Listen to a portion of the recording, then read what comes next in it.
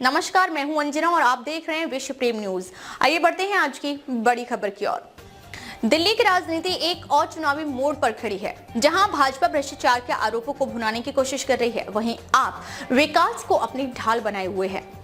क्या आप फिर से सत्ता में लौटेगी? क्या भाजपा दिल्ली की सत्ता छीनने में कामयाब होगी और क्या कांग्रेस इस लड़ाई में कोई फायदा उठा पाएगी? आइए जानते हैं इस दिलचस्प राजनीतिक संघर्ष की कहानी। जन लोकपाल आंदोलन की कोख से जन्मी आम जनता पार्टी यानी आप ने भारतीय राजनीति में एक नई लहर पैदा की थी।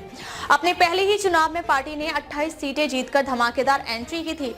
कांग्रेस के समर्थन से अरविंद केजरीवाल मुख्यमंत्री बने, लेकिन पर्याप्त बहुमत के अभाव में लोकपाल बिल पास नहीं करा सके। 49 दिनों की सरकार चलाने के बाद फरवरी 2014 में केजरीवाल ने इस्तीफा दे दिया, लेकिन 2015 के चुनाव में आपने 70 में से 67 सीटें जीतकर इतिहास रच दिया। इसके बाद 2020 में भी पार्टी ने शानदार प्रदर्शन किया, हालांकि इस बार उसकी सीटें घटकर 62 रह गईं। इस अवधि में पार्टी ने कई राजनीतिक और कानूनी संकटों का सामना किया। केंद्र सरकार और भाजपा के लगातार हमलों के बीच पार्टी ने सीमित संसाधनों और शक्तियों के बावजूद शिक्षा, स्वास्थ्य, बिजली, पानी और सड़कों के क्षेत्र में अपने काम से एक मजबूत समर्थन आधार तैयार किया। पिछले कुछ साल पार्टी के लिए चुनौतीपूर्ण रहे। भाजपा के ऑपरेशन लोटस के तहत आपके प्रमुख नेताओं को निशाना बनाया गया।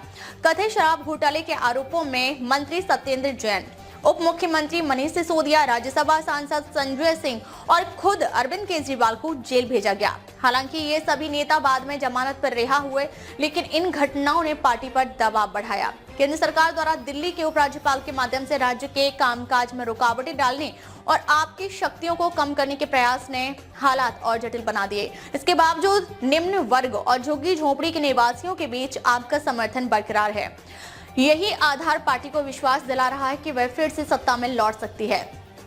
भाजपा ने इस बार चुनाव प्रचार में भ्रष्टाचार को प्रमुख मुद्दा बनाया है। प्रधानमंत्री नरेंद्र मोदी ने पार्टी का नाम बदलकर आपदा कहने का जुमला उछाला और इसे भ्रष्टाचार का प्रतीक बताया। वहीं भाजपा ने यह भी वादा किया कि अगर वह सत्ता में आई तो दिल्ली को एक विश्व स्तरीय राजधानी बनाएगी। दूसरी तरफ आपने अपनी चुनावी रणनीति में विकास को मुख्य मुद्दा बनाए रखा है, जिसमें शिक्षा, बिजली, पानी और स्वास्थ्य पर फोकस है। पिछले कुछ वर्षों में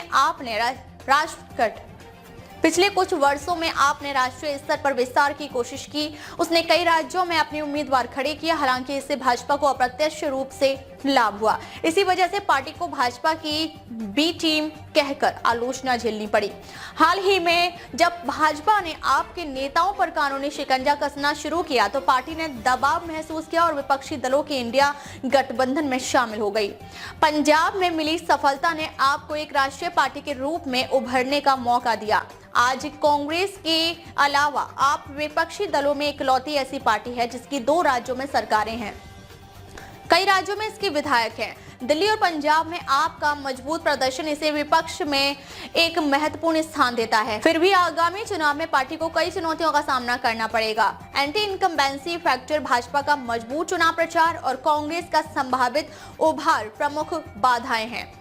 भाजपा को दिल्ली में आपसे सत्ता छीनने के लिए उसके बड़े बहुमत को पाटना होगा। साथ ही कांग्रेस भी इस बार अपनी स्थिति मजबूत करने की कोशिश में है। यदि आप सत्ता में लौटती है तो इसका असर कांग्रेस के साथ उसके रिश्तों पर पड़ सकता है। अरविंद केजरीवाल संकट के समय गठबंधन के साथ मजबूती से खड़े दिखे, लेकिन सत्ता में वापसी के बाद उनकी प्राथमिकता राष्ट्रीय स्तर पर पार्टी का विस्तार करना हो सकती है।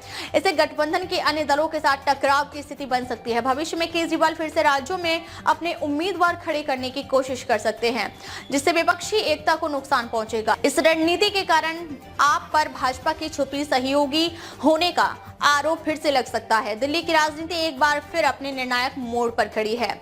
आम आदमी पार्टी की सरकार ने पिछले वर्षों में शिक्षा, स्वास्थ्य और बुनियादी सुविधाओं पर जोर दिया, लेकिन क्या यह कामकाज एंटी इनकम्बेंसी को मात दे सकेगा? भाजपा का विकास बनाम भ्रष्टाचार का नारा क्या दिल्ली के मतदाताओं को प्रभावित करेगा और क्या कांग्रेस अपनी खोई जमीन वापस पा सकेगी?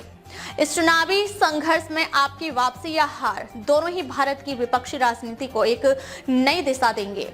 क्या केजरीवाल अपने राष्ट्रीय सपनों को फिर से हवा देगी या भाजपा दिल्ली को विश्व स्तरीय राजधानी बनाने के अपने वादे में कामयाब होगी?